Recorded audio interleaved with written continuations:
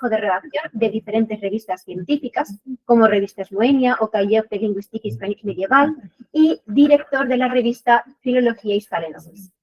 Estos son solo algunos de los cargos que ha ostentado y algunas de las actividades que ha realizado a lo largo de su carrera. Entre sus áreas preferentes de investigación, destacan las definidas por las publicaciones.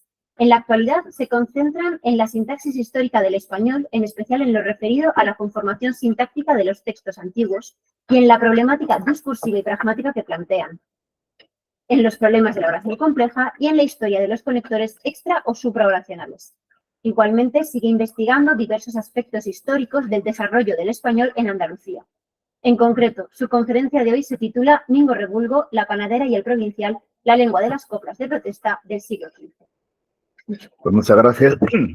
Muchas gracias, en primer lugar, por supuesto, al Instituto Menéndez Pidal por invitarme un nuevo año o un año más a estar aquí, a hablar de las cosas que le interesan a uno siempre y hablar además sobre todo con personas a las que uno conoce hace ya mucho tiempo, personas de las que se ha sido compañero y después han sido colegas como profesores que después han sido compañeros, en fin, y siempre pues para mí es muy, muy agradable venir aquí a Madrid, venir a este entorno y bueno, pues si ustedes me siguen aguantando y yo aguanto, que esa es la segunda parte, pues, en fin, prometo estar siempre a vuestra disposición si hay posibilidad.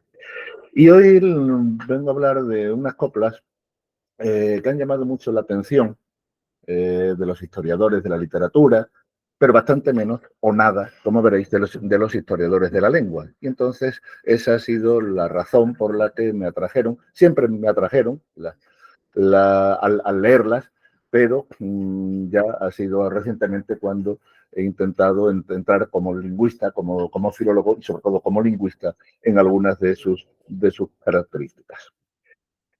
El siglo XV, la Baja Edad Media en su conjunto fue en todo el occidente europeo una época de crisis muy profunda, de crisis de todo tipo. Crisis sociales, económicas, ideológicas, religiosas, y en Castilla, concretamente, después de la Guerra Civil, que finalizó con la muerte de Pedro I y la entronización de la dinastía de los Trastámara, se sucedió un largo periodo de luchas que en último término manifestaban el deseo de la alta nobleza de mantener e incluso incrementar su privilegio frente al intento de los reyes de centralizar el poder en sus manos. En ese contexto, la monarquía, sobre todo ya en el siglo XV, intentó apoyarse en la baja nobleza, en la burguesía urbana y en ocasiones en el nuevo grupo de los conversos a los que, para mantener su apoyo, se hacía ascender en la escala social. Los reinados de Juan II y Enrique IV fueron los más conflictivos, con las habituales consecuencias muy negativas para la población: saqueos, destrucción, hambre, muerte. La entronización de Isabel I, casada con el futuro Fernando II de Aragón, supuso, después también de unos inicios bastante turbulentos, la consolidación del poder real, lo que en último término venía a consagrar los objetivos que persiguieron en su día Fernando III y su hijo Alfonso X, que fracasaron igualmente, sobre todo con este último, por las rebeliones nobiliarias. No es de extrañar que fuera durante el reinado de los llamados reyes católicos cuando se imprimieron las partidas en Sevilla en 1491, base legal que había brotado del derecho romano, en que se intentaba apoyar el poder centralizado y absoluto de la monarquía. La escritura literaria, por supuesto, no quedó al margen de todas estas vicisitudes. La visión muy crítica, descarnada de la sociedad de su época, de su corrupción tan profunda, del menosprecio del valor y de la virtud y la entronización del engaño, se muestra. Pues todo esto se muestra con amargura en el rimado de Palacio de un personaje, el canciller López de Ayala, que había vivido inmerso en ese mundo. El rimado contrasta con la visión algo más amable, pero también irónica y mordaz, del otro gran texto de clerecía del XIV, el libro de Buen Amor. Esa visión muy negativa se muestra con toda su crudeza en textos a caballo entre el siglo XIV y el XV, La Danza de la Muerte, el libro de Miseria de Omne, etc. El didactismo de buena parte de la escritura anterior se hace ahora ya muy crítico, que se enfrenta con los errores, con las miserias, sí, pero siempre manteniendo la base moral en que estas críticas se apoyan. Y en ocasiones entronca con la escritura satírica y burlesca que se había dirigido a personajes muy concretos de los viejos cancioneros gallegos de escarnio y maldecir. En este punto, en este momento, buena parte o alguna parte de esa literatura crítica pasó de tener en su punto de mira los males en su conjunto de la sociedad y de sus componentes a dirigirse a la organización política, al estamento político, a los reyes, por una parte, pero también a las clases dirigentes. Algunas veces se critica el funcionamiento del sistema, pero en otros casos se ataca y con nombres concretos en muchas ocasiones a las personas instaladas en el poder o en sus aledaños. Esa literatura crítica se manifestó muy habitualmente en forma poética, mucho más que en la tradicional de los tratados que venían de siglos atrás. A veces derivó al terreno del humor, siempre más sarcástico que irónico, más sátira que ironía, y pretendiendo hacer reír a costa de los defectos individuales, bien físicos o de comportamiento, que se señalan en personas concretas, conocidas en el momento de composición de los textos. Otras veces la crítica permanece en la denuncia más seria de la actuación política del rey, de los nobles, incluso del pueblo. La que podría considerarse época dorada de esta poesía de crítica sociopolítica se sitúa en los reinados de los dos Trastámara, como ya cité arriba, y decayó, incluso desapareció con el afianzamiento del poder centralizado de los reyes católicos, el apaciguamiento del reino y de sus luchas internas. Entre estos poemas críticos han destacado siempre estas tres composiciones que figuran en el título de mi exposición. Son composiciones anónimas, aunque los historiadores de la literatura se han devanado los sesos desde hace mucho tiempo para encontrarles autores. Son coplas, se han visto a veces, han solido aparecer como en un conjunto, aunque tienen características muy diferenciales, muy diferenciadoras. Las coplas de Mingo Rebulgo constituyen, y estas son las más conocidas, una crítica a la actuación de un mal pastor, al que se nombra como Candaulo. Se supone, casi todo el mundo lo supone, que se refiere a Enrique IV, el cual deja el ganado, es decir, el pueblo, a merced de los lobos carniceros, expresión con la que se parece referir a la nobleza rebelde y levantisca del momento. Ahora bien, lo que empieza siendo una crítica dirigida al poder, al rey, al mal pastor y a los lobos carniceros, la aristocracia, acaba volviéndose hacia el mismo pueblo sufridor, al que se señala como causante por sus pecados, de los males que sufre y al que se insta a mejorar en su comportamiento para que todo vuelva a la normalidad. Este es el más genérico de los tres textos. Las coplas de la panadera, o hay panadera, o di panadera, que con todos estos nombres se conoce, tienen un objetivo mucho más concreto: la cobarde actuación de la mayor parte de los nobles que intervinieron en la batalla de Olmedo de 1445 entre los partidarios del rey Juan II y su valido don Álvaro de Luna y la liga nobiliaria de los infantes de Aragón, Juan I de Navarra, el que iba a ser futuro Juan II de Aragón, y su hermano Enrique, apoyados en el entonces rey de Aragón, Alfonso V, los tres hermanos y constitutivos de ese sintagma, los infantes de Aragón, que después aparecieron en las coplas de Jorge Manrique. La batalla de Olmedo, como saben, culminó con la victoria de las tropas reales, y las coplas se burlan de la cobardía de muchos de los nobles que intervinieron en ellas. No hacen distingo estas coplas entre unos y otros de un bando o de otro. El objetivo de sus burlas son personajes que intervinieron en cualquiera de los dos. Y finalmente las coplas del provincial se asemejan a estas últimas, a las de la panadera, en que los destinatarios de las críticas son personajes de la nobleza, pero más bien de la baja nobleza y del grupo de gente de origen burgués, ciudadano o inferior, y bastantes de ellos, es una crítica recurrente, conversos del judaísmo o herederos de conversos. los que, como ya señalé antes, estaban siendo promovidos por la monarquía para defender su causa frente a la aristocracia tradicional. Estas dos coplas se diferencian de las de Mingo Rebulgo en que la de Mingo Rebulgo es genérica en sus críticas, mientras que estas otras dos tienen críticas claramente individualizadas. Difieren por el lenguaje. El lenguaje es mucho más serio, más riguroso, el Domingo Rebulgo, aunque se disfraza de villanesco y de pastoril frente al descarnado de las otras dos, que en particular las del el provincial, que llegan con frecuencia a lo obsceno. Y no me resisto a leerles la frase de Menéndez Pelayo, que fue quizá uno de los primeros que, como historiador de la literatura, crítico literario, habló de este texto, Las coplas del provincial. Y lo cito. Un pasquín infamatorio que ni ha salido hasta ahora ni es de presumir que en tiempo alguno salga de lo más recóndito de la necrópolis literaria. Esa fue afortunadamente, Menéndez Pelayo, que vio, tenía todo ese caparazón ideológico, pero vio algunas virtudes en algunas de las coplas y al final, pues afortunadamente, tampoco se le ha hecho caso en esto. Bueno, hay otros poemas de la época, pero no son tan relevantes, por lo menos en este sentido. Bien.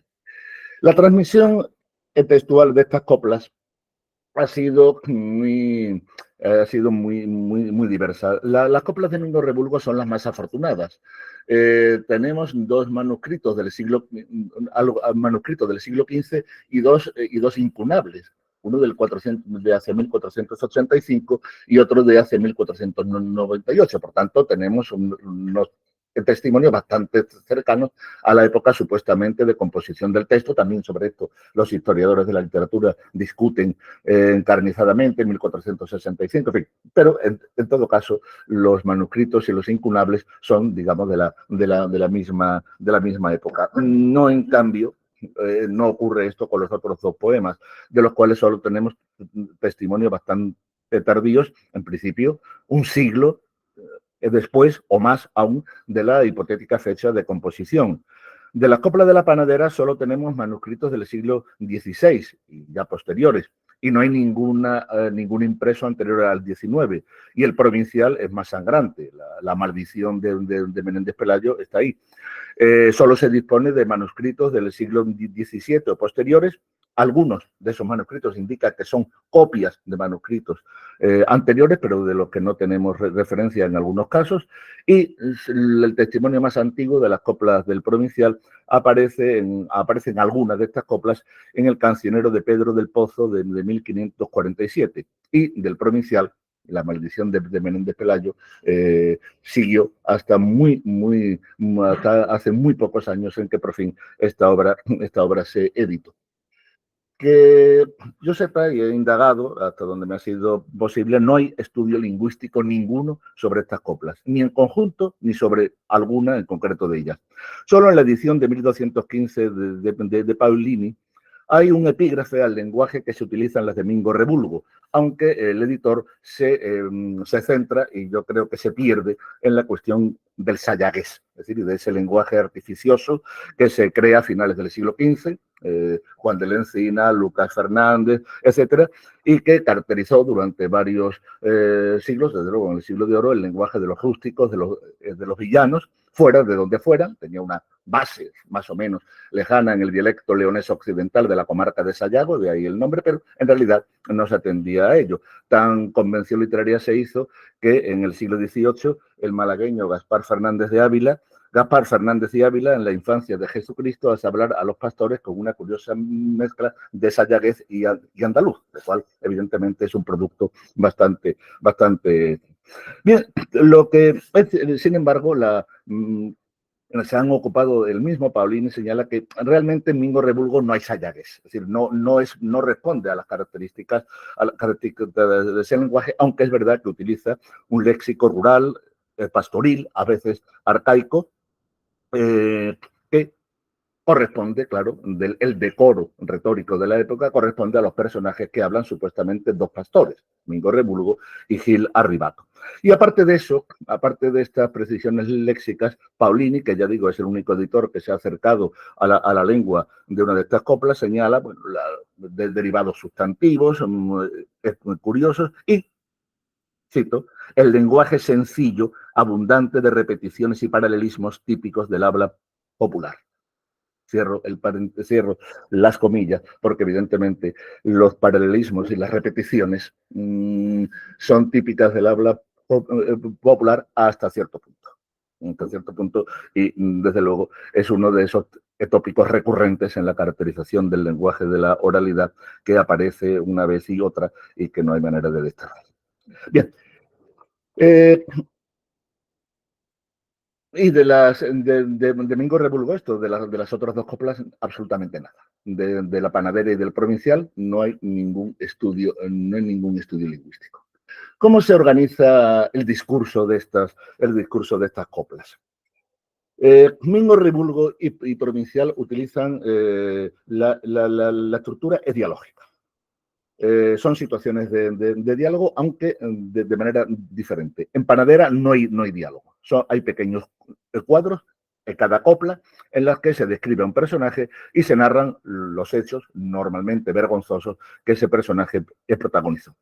El diálogo de Mingo Rebulgo, y tienen algunas coplas bien conocidas, se produce entre dos supuestos pastores que entrecruzan preguntas y respuestas, descripciones de situaciones y consejos y admoniciones. Y muy pronto se observa cómo uno de esos pastores, Gil Arribato, es el que dirige el diálogo, de modo que este no se da en pie de igualdad, sino de forma asimétrica. Y Mingo Rebulgo, evidentemente el pueblo, es el que adopta el papel secundario de punto de inicio y receptor de las consideraciones morales emitidas por el otro personaje, el citado Gil Arribato. Es decir, ahí inmediatamente las coplas adoptan la postura del maestro admonitorio y el discípulo que recibe las admoniciones.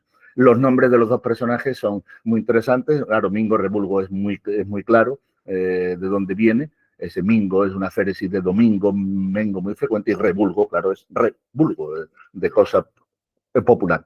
Gil Arribato, en cambio, ha tenido interpretaciones bastante más complicadas. Gil es un nombre típico de pastores en toda la literatura de la época, pero para Arribato se le han dado etimologías de lo más variado. Algunos piensan que puede venir de arriba, porque al fin y al cabo este personaje habla desde una posición superior. Otros piensan en el arabismo rebato o arrebato, llamada de atención. Y hay también quien llegó, y esto no es de ahora, sino de unas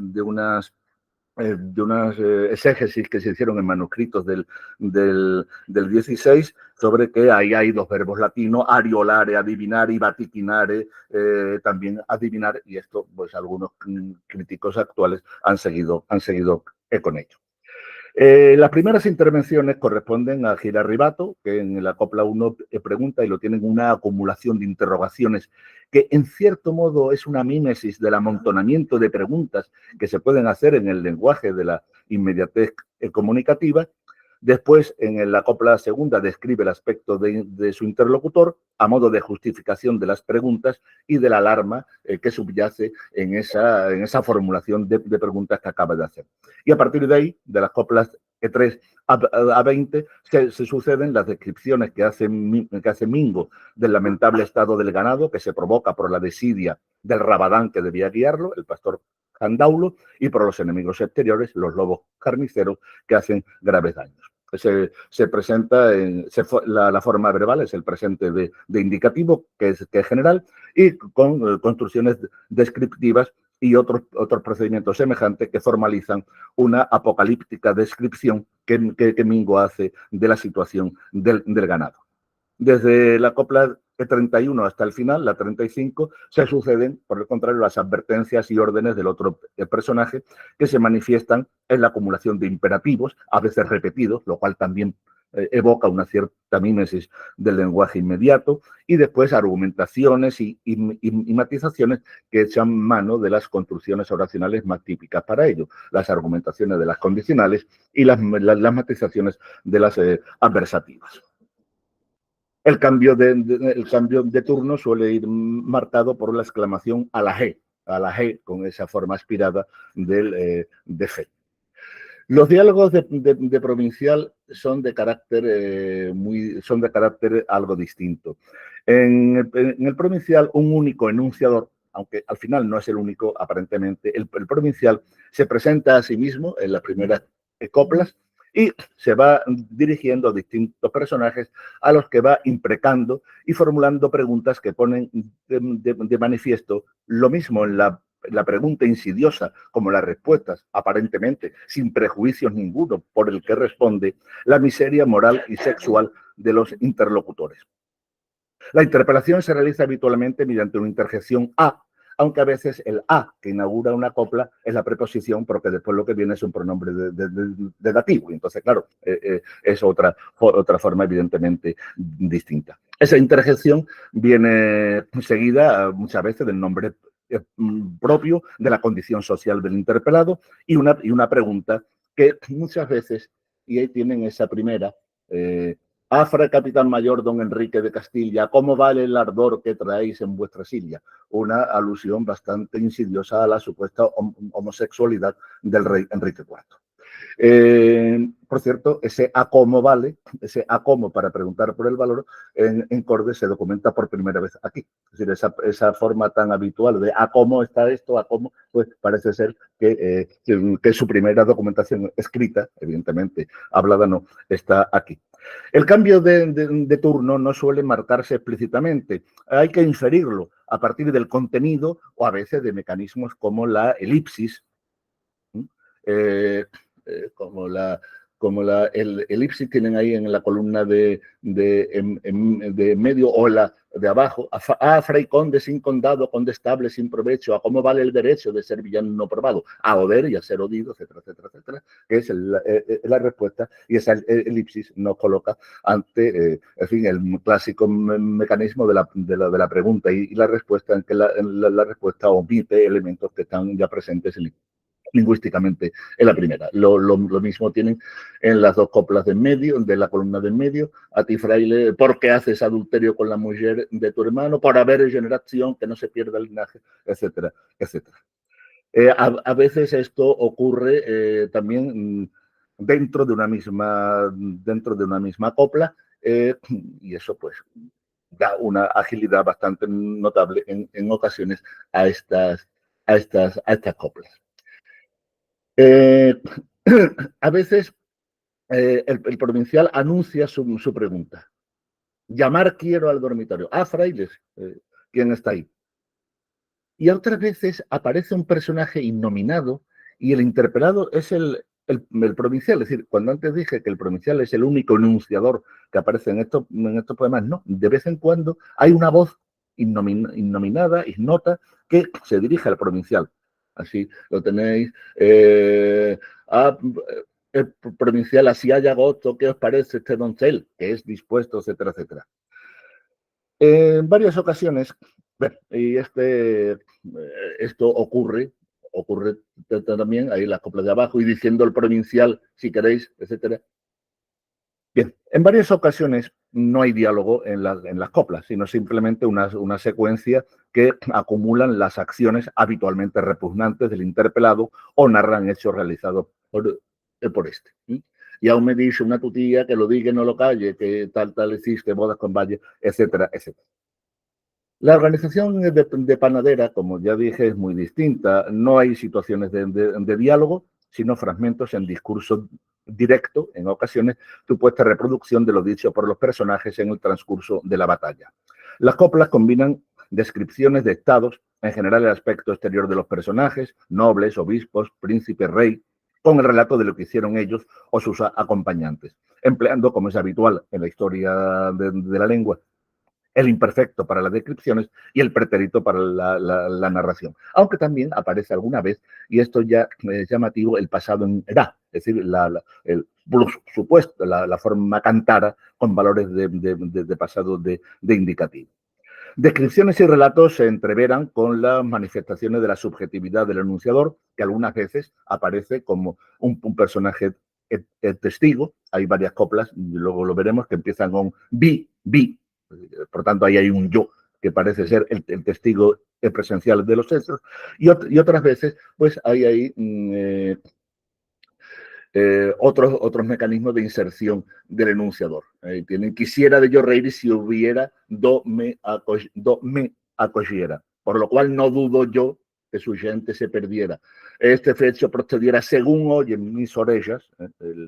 Es una información, por tanto, que en este caso llega de forma no individualizada. Es un decir colectivo que es la fuente de información que presenta le presenta el autor. Un elemento muy notable de la subjetividad es que, también ya lo diré luego, y si no, pues si no hay tiempo, pues lo adelanto, son las consecutivas. Las consecutivas sirven aquí, como tantas veces en la historia del idioma, para manifestar, realzar y ponderar hasta un límite notable lo llamativo de determinados hechos. Y ahí tienen, bueno, pues lo que le pasó a uno de los obispos que participó en la batalla. Mas tan gran pavor cogiera que a los sus paños menores fue menester la bandera. El discurso indirecto, el discurso referido, es la evidencialidad, aparece muy frecuentemente en este poema, es decir, lo que se dice, y muchas veces ese como ya he dicho, es un decir innominado, es decir, un decir de un sujeto, perdón, innominado. Dicen que descendiera, dice que, con esa fórmula que va a quedar después en el español de América, pero otras veces el discurso indirecto sí refiere lo que dicen algunos personajes concretos. Por conclusión, pusiera que, etc. Y a veces el discurso de los personajes, es lo menos, aparece en forma directa, aunque también introducido por el verbo decir. Tienen algunos ejemplos diciendo quién se acelera cuando un tal fecha viene, nunca, una forma más bien pues de proverbio o de refrán, y en ocasiones pues manifestando, diciendo guarda Herrera, pues una exclamación que parece que es muy propia de las batallas o de las guerras. Y finalmente las coplas acaban con una invocación final en la que se dirige a Dios con doble vocativo, el personal, tú, y el título, Señor, tú, Señor, que eres tal, a quien se le pide remedio, pero en forma de orden. Sácala tu medicina de la tu santa triquera porque, y esta orden se justifica en primer lugar con una final de porque y subjuntivo, y después ya todo ello justificado con una causal con K, que es la que acaba pues justificando todo el enunciado, aunque si tuviéramos que decir cuál es la vinculación sintáctica de K a qué fragmento anterior, pues la verdad que nos veríamos con dificultades, como tantas veces ocurre con este nexo. Voy a pasar lista algunos de los fenómenos, en fin, que solemos utilizar para la caracterización lingüística, sintáctica del discurso de los textos. Y en primer lugar, me voy a fijar en eso que llevamos ya tanto tiempo y que algunas veces también pues he trabajado, lo de la conexión supra, extra, oracional, los marcadores, los conectores, en fin, los hilativos, una serie de denominaciones para todos esos elementos que provocan la trabazón del discurso, de manera que ese discurso acabe siendo un texto y no un conjunto de elementos, digamos, no cohesionados. En general, en estos poemas, en estas coplas, parece que persiste la tendencia de la poesía medieval, que estamos muy claras ya en la poesía del Mester de Clerecía, pero que empieza a ceder en la poesía culta del siglo XV a no marcar formalmente las vinculaciones entre los periodos.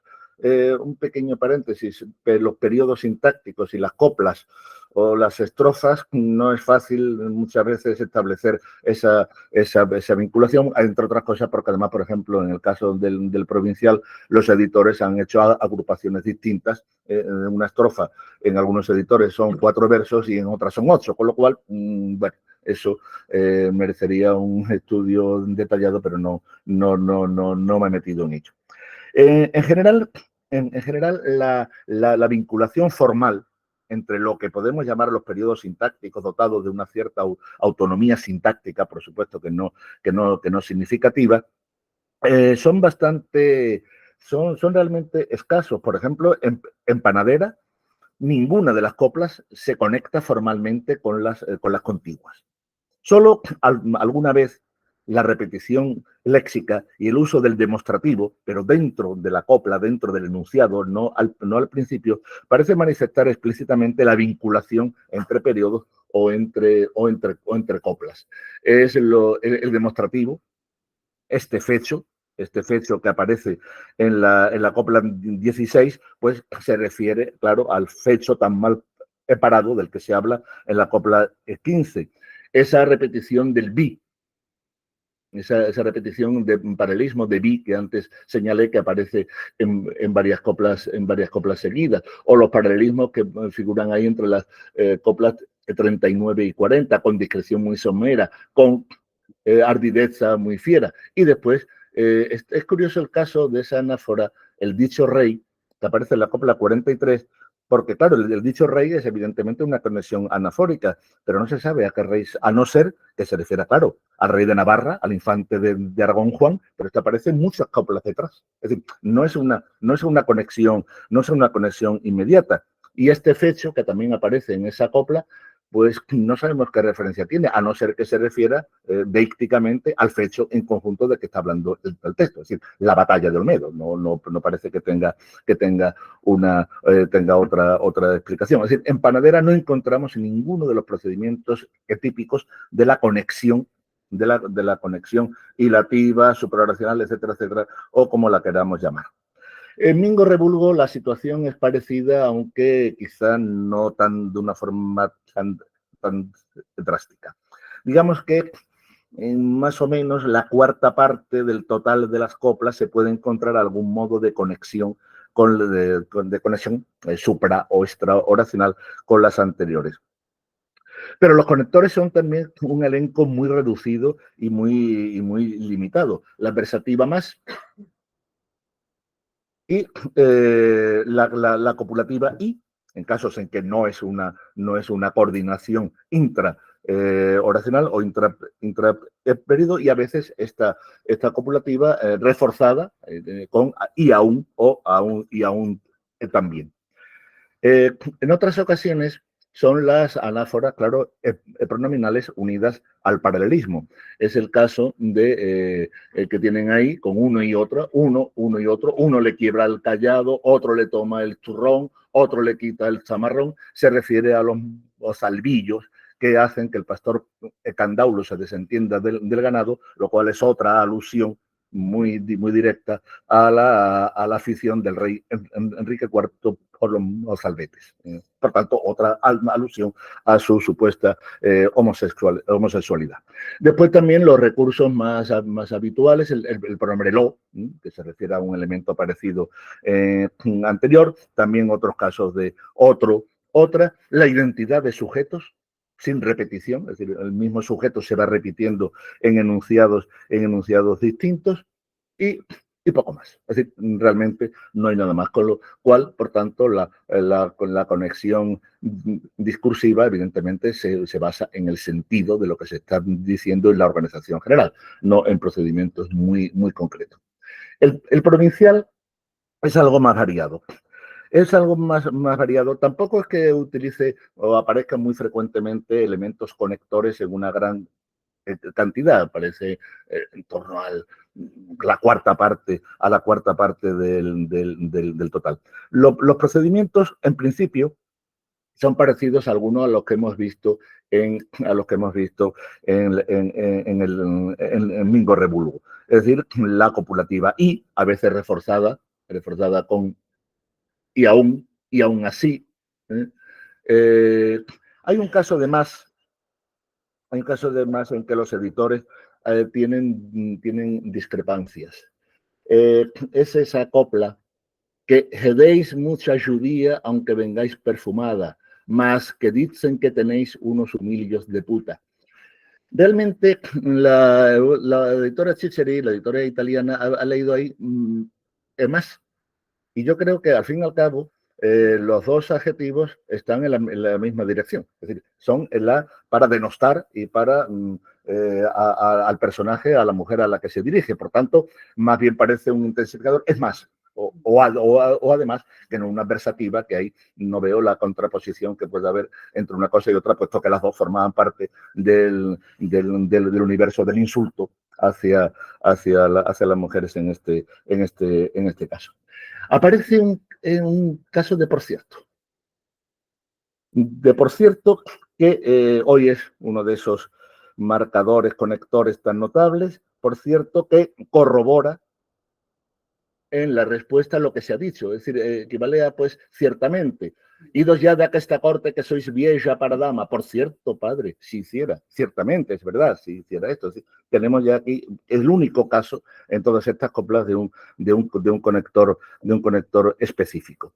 Y después el resto, pues el resto de elementos son, de elementos conectores son elementos sintácticos que cumplen otra función. Los clíticos, los pronombres personales, los indefinidos, los demostrativos, los posesivos, es decir, elementos sintácticos que por su valor anafórico justamente sirven también para mantener esa cohesión. A veces la conexión se establece recuperando elementos léxicos, como ahí tienen águila, castillo y cruz, dime dónde te viene. El águila es de San Juan, el castillo de Maús y en la cruz pues a Jesús. Bueno, pues desarrolla los tres elementos que vienen ahí. La identidad de sujetos es algo bien conocido, es decir, secuencias con verbos distintos que no repiten el sujeto porque es el mismo. Y después la repetición del elemento que, bien como completivo o bien como causal, que al irse repitiendo ya no es que pierda, pero su función de introductor de una completiva o introductor de una justificación causal acaba uniéndose también a la función de seguir vinculando las partes del texto, como tienen ahí en esos dos ejemplos que pongo. Que el ministro haya por rastro que da de continuo logro que tras etcétera, les vaya a dar, pues, esta segunda completiva también depende de haya y entonces su repetición viene a, digamos, a establecer esa secuencia. O la causal en el convento mayor, Francisco Comendador ha causado mucho mal, que de cuernos no podéis levantar y después sigue ahí con la misma. Y después ya también la elipsis, evidentemente, en las preguntas y en las respuestas, como ya señalé al principio, que marcan el cambio de turno, y justamente es el elipsis y la construcción global del enunciado entre las dos intervenciones lo que nos permite ver ahí la conexión entre los elementos. ¿Qué características presentan la constitución interna de los periodos? ¿Cómo se construyen? Bueno, por distintas razones, acabo de señalarlo, no es raro encontrarnos en estas coplas construcciones sin verbo. Y es bastante llamativo. Las secuencias de preguntas y de respuestas que hemos visto en el provincial produce, como hemos señalado, la aparición de secuencias sin verbo porque la respuesta infiere varios de sus elementos sintácticos de la secuencia anterior. Pero hay más. Fuera de estos casos aparecen construcciones nominales con valor predicativo, es decir, sin verbo porque no está de ninguna manera o porque se ha elidido de alguna forma. Evidentemente, la más banal de estas situaciones son las condicionales del tipo si no. Si no, que establecen una alternativa respecto de lo anterior. Otras veces, sin embargo, las construcciones sin verbo parecen más bien voluntad de estilo del anónimo autor. ¿Conocéisle? Decía, hermanos, hombre de muy buena labia, hombre de muy buena labia. Se supone que es una condición predicativa que atribuye a alguien una caracterización. Otras veces la misma La copla siguiente sigue enunciando las características de este personaje: padre de hijos lozanos, el rabí de boticario de nuestro de castellano, gallo puesto en campanero. Esta acumulación de construcciones nominales descriptivas muestra claramente una voluntad de estilo, puesto que justamente estas construcciones nominales descriptivas no forman más bien habitualmente de un lenguaje que busca una cierta elaboración literaria. Hay construcciones de este tipo, las que hemos visto antes parecen descripciones de alguien al que no se nombra, pero otras veces son aposiciones a un vocativo. Lo tienen ahí. A ti, Fray Diego, puto malquisto de gente, de linaje, de villano, de sangre, etcétera, etcétera. Y después de toda esa acumulación de caracterizaciones insultantes, aparece ya la orden, el imperativo, di a tu hermano, etcétera. Y a veces, pues, este conjunto de predicaciones sin verbo, pues se complementa. A ti, Fray Doña María, mujer que fuiste de aquel, etcétera, etcétera, que te llamaron señoría, pues fueron tales estrechos, etcétera. Ahí ya esto remata con una construcción causal compuesta. Estas construcciones sin verbo son bastante menos habituales en Mingo Rebulgo. En todo caso, aparecen en frases coordinadas, que no atines del ganado cuyo es ni cuyo no. Esta construcción coordinada con elipsis del verbo en segundo lugar, algo parecido a lo que tienen en la frase siguiente. Las condicionales negadas del tipo si no, y una curiosa temporal sin verbo, que es la que tienen ahí: desquejartos más transidos parecen cuando los gatos traen. Pero fuera de aquí no hay más casos de este tipo. Y en Panadera no se encuentra ninguna construcción sin verbo.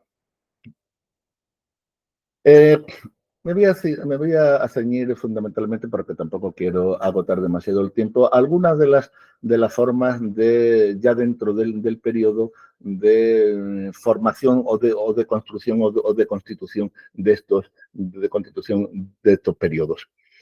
La parataxis, es decir, incluyendo en parataxis de una manera muy genérica y, en fin, y harto discutible, pero, en fin, entendiendo como parataxis la secuencia de las secuencias oracionales que no ocupan una posición jerarquizada, al menos sintácticamente, una respecto de otras.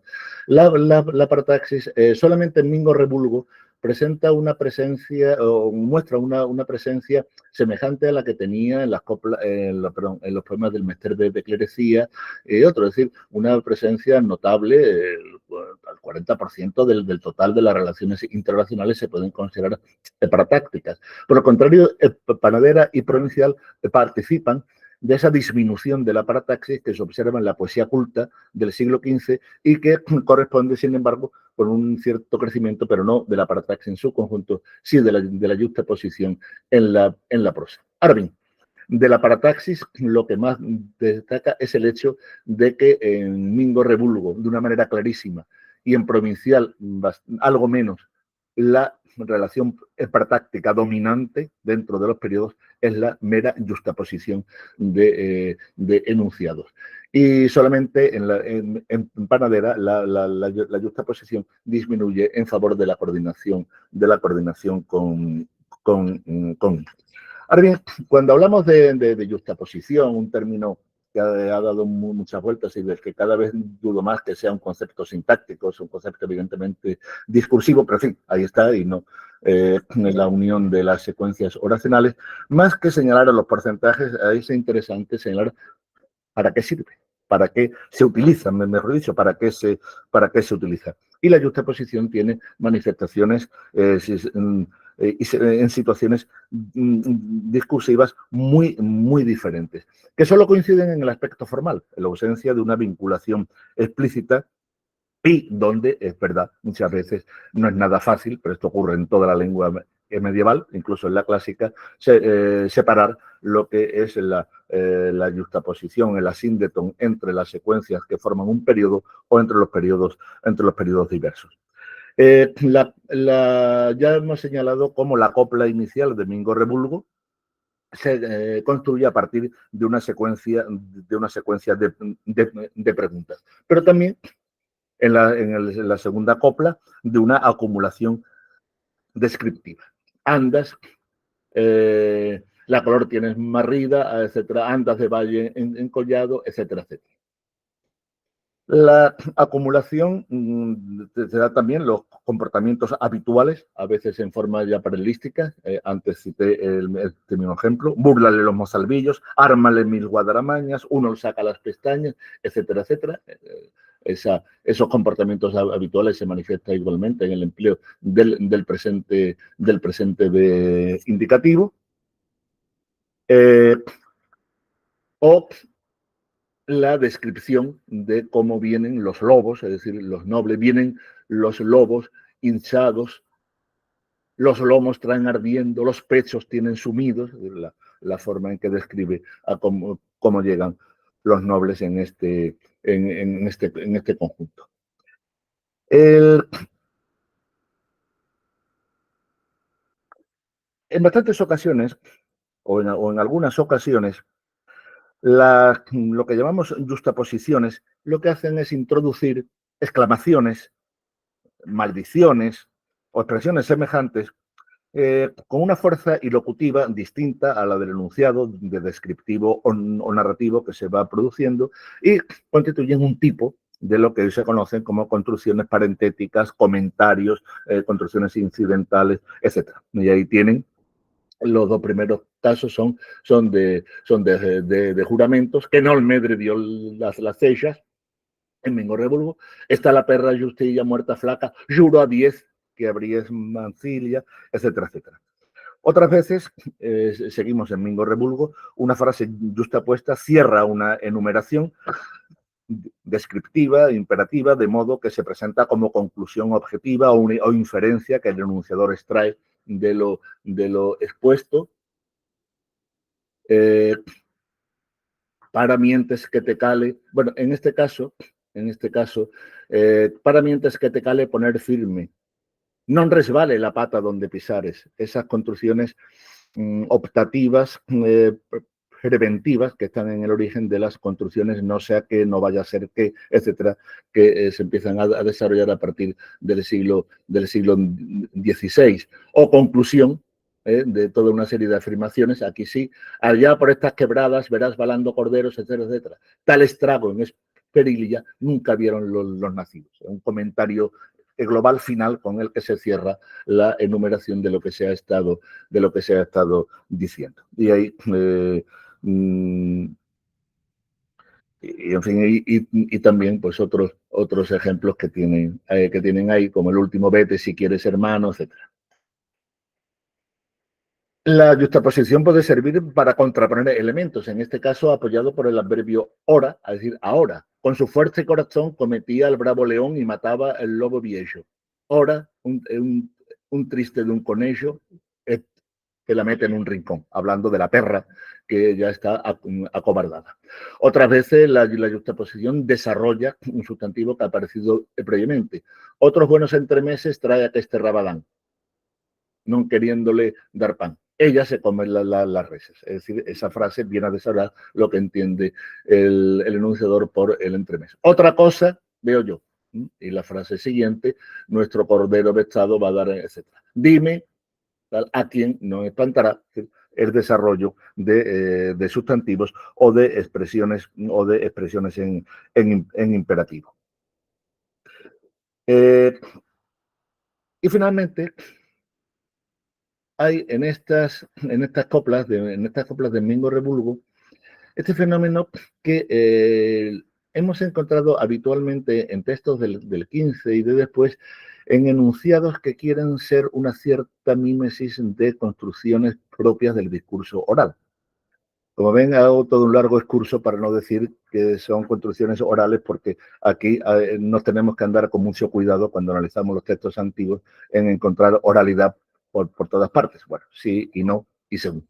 Pero en todo caso, estas repeticiones, oye, lo sanado, sabes, en preguntas o en imperativos, tómate, saca, son construcciones, aparecen en un texto coetáneo, en la Celestina, justamente en pasajes rápidos donde alguno de los criados está en un discurso vehemente para impulsar a alguien a que haga algo. Entonces, bueno, pues puede tener esa cierta vinculación con situaciones orales. En provincial, la función de las construcciones yuxtapuestas es muy semejante, aunque a veces cambian algunas preferencias. Evidentemente, la acumulación de descripciones es y de exclamaciones es también habitual. Odes al rey y a la reina, odes los tres badallaos, disfamáis a la abadesa, deshonráis tal, etcétera, etcétera. Puede, a veces añade una frase de distinta fuerza ilocutiva, como tenéis ahí, el de Rochas, cuya es cabra, ¿conocéisle? Sí, hermano, ahí ha vinculado preguntas y mandatos.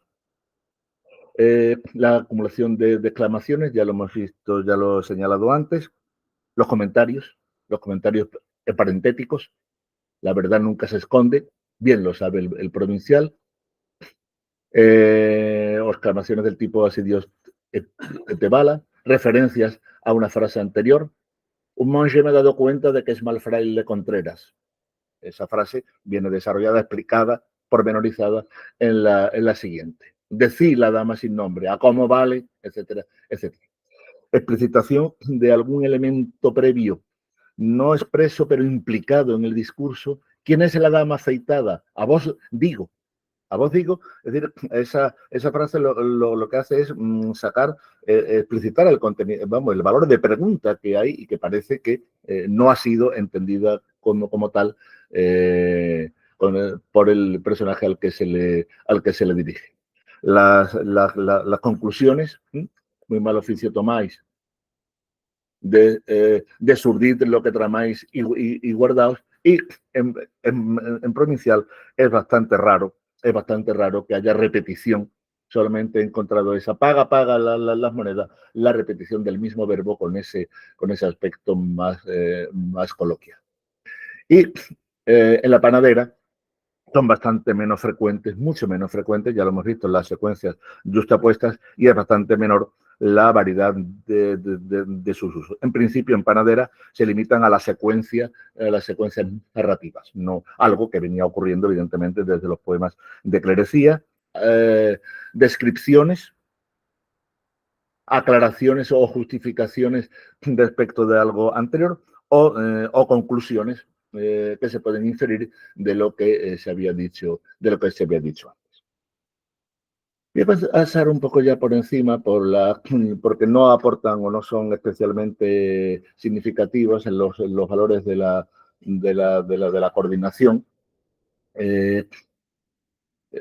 Son, digamos, valores repetidos, bueno, a lo largo de la historia del idioma, no aportan. Y sí quiero señalar, antes ya de ir concluyendo, algunos aspectos muy concretos de la hipotaxis, de la subordinación, que es la mayoritaria siempre en todos los poemas, aunque con distinto grado, dependiendo de cada uno de ellos.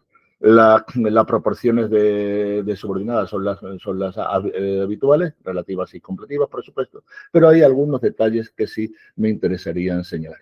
En las completivas, solo hay un caso del que es reduplicado después de inciso. Es decir, esa construcción tan repetida, tan constante, solamente he encontrado un caso en panadera. Como es propio,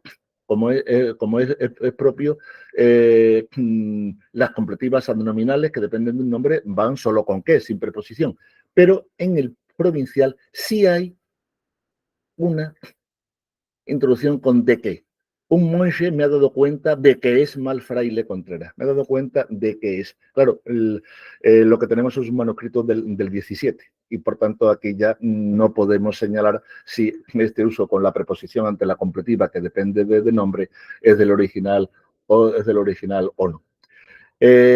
Las completivas que desarrollan un nombre distante, aún otra cosa es sabido, después hay una serie de coplas y aparece el qué que hace bodas, es decir, es otra cosa, he sabido otra cosa que, pero el nombre estaba muy distante. Una nueva había venido, siguen otras coplas que, tal.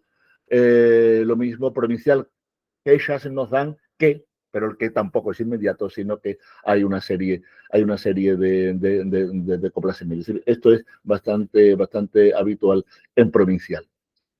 Hay algunos casos en que dudamos entre si cómo es completivo, interrogativo, indirecto. En esa frase, claro, el hecho de que el rey de que esto viera como el príncipe venía con muy gran malenconía, y hay una construcción descriptiva, modal, venía con gran melancolía, y por tanto es posible que el cómo esté anunciando el de qué manera venía el príncipe, no simplemente que viniera.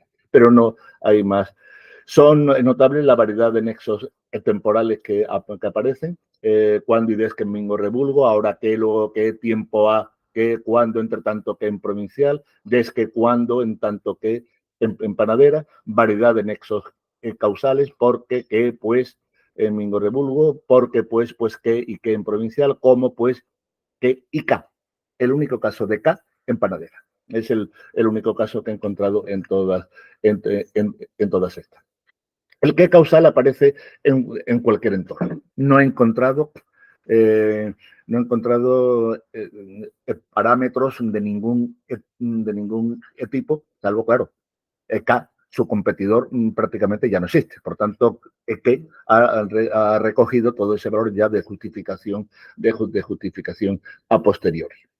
Las consecutivas, ya he señalado cómo funcionan para la ponderación, el realce, la exageración de lo que se dice.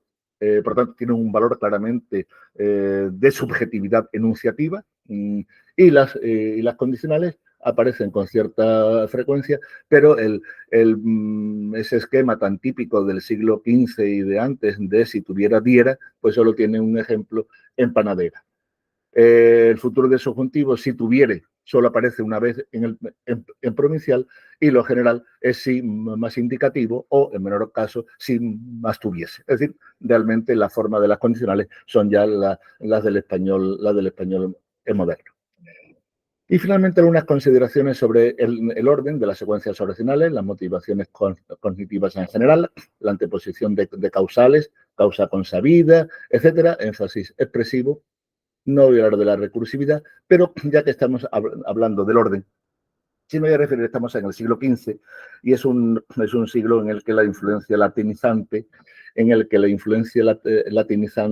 es muy llamativa, siempre se la hemos señalado, textos en prosa, textos en verso, en estas coplas no aparece en absoluto.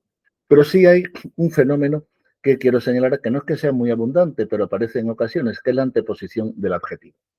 Pero la anteposición del adjetivo aparece en ocasiones que, a mi juicio, tiene un claro carácter de parodia. Vean ahí en medio, ¿por qué has jurado, Contreras, a la muy santa cruzada que nunca pusiste mano a la espada? Bueno, aparte de que puede estar un poco fosilizado o lexicalizado, pero se ven el ejemplo siguiente, que os tienen en esta villa por muy famoso cornudo. Villano, no he de olvidar tu nefanda artillería, maestro muy singular en la santa sodomía. Esas y no más son las anteposiciones de adjetivos que encuentro, y evidentemente esas anteposiciones están hechas con un dado a qué se refiere, pues evidentemente ahí hay una utilización de un procedimiento que no es que hubiera aparecido, lo sabemos todos, en el 15, pero que tenía ya una cierta historia, pero que en el 15 se repitió de una manera muy notable. Es decir, en conclusión, pues, la sintaxis de estos textos es aparentemente menos compleja, por supuesto, si la comparamos con Mena o con cualquiera de los grandes poetas de la época, por supuesto. Ahora bien, eso nos lleva, ¿en qué punto de esa situación de la distancia, de la inmediatez comunicativa estamos? Bueno, la sintaxis, evidentemente, es una sintaxis bien construida. Efectivamente, hay procedimientos como las construcciones predicativas, descriptivas, nominales sin verbo, que forman parte de la tradición de la escrituralidad y de la tradición literaria en general. Esto que acabo de señalar es verdad, sin embargo, que la sintaxis, pero eso depende naturalmente del tipo de poema que es. Es un tipo de, son un tipo de poema fuertemente crítico y a eso adecua su organización sintáctica. Porque creo que realmente a lo que ha llevado a pensar que estos poemas responden a la inmediatez comunicativa es el léxico. El léxico vulgar, soez, pero la organización discursiva es elaborada. Una elaboración no compleja, pero intencionalmente no compleja, y recurriendo aquí y allá a procedimientos que son propios del discurso elaborado. Y después, claro, esto se ha puesto en relación, recuerdo que al ver como poesía de protesta, me parece que fue Julio Rodríguez Puertolas, allá por los años finales de los años 60, quien elucubró sobre el carácter de rebeldía, de poesía revolucionaria, de estos poemas, de expresión del pueblo que lucha contra... Sin embargo, hoy la mayoría de los estudiosos son bastante más escépticos respecto del carácter revolucionario de estos poemas. Mingo Rebulgo, al final, quien tiene la culpa de todo es el pueblo. Es el pueblo por sus pecados. En provincial, los ataques brutales son, y los ataques se mueven en principio sobre dos categorías, o sobre tres categorías: la homosexualidad, la promiscuidad sexual, especialmente de las mujeres, y el carácter converso. Son los tres elementos. Por tanto, es muy probable, como piensan algunos, que las coplas de provincial vengan de la alta aristocracia que justamente se enfrenta a esa clase, en principio emergente, pero que no acaba de emerger y con la que no se sentían en absoluto conformes. Y después de las coplas de la panadera, claro, ¿qué es lo que se critica? La cobardía, que es justamente lo contrario de lo que debe mostrar el noble en la guerra. El noble en la guerra debe ser una persona valerosa. Hoy el carácter revolucionario de rebelión del pueblo frente a las tiranías de los nobles y la nobleza, que todavía Rodríguez Puerto las veía, pues creo que está bastante más matizado. Y creo que el análisis del lenguaje, si nos vamos a las formas discursivas y nos olvidamos, que no hay por qué olvidarse, claro, porque está ahí, pero en cierto modo dejamos en segundo lugar el léxico, nos muestra que es una poesía así de protesta, pero a mi juicio de una protesta que viene de arriba y no de abajo. Y nada más. Muchas gracias por su atención.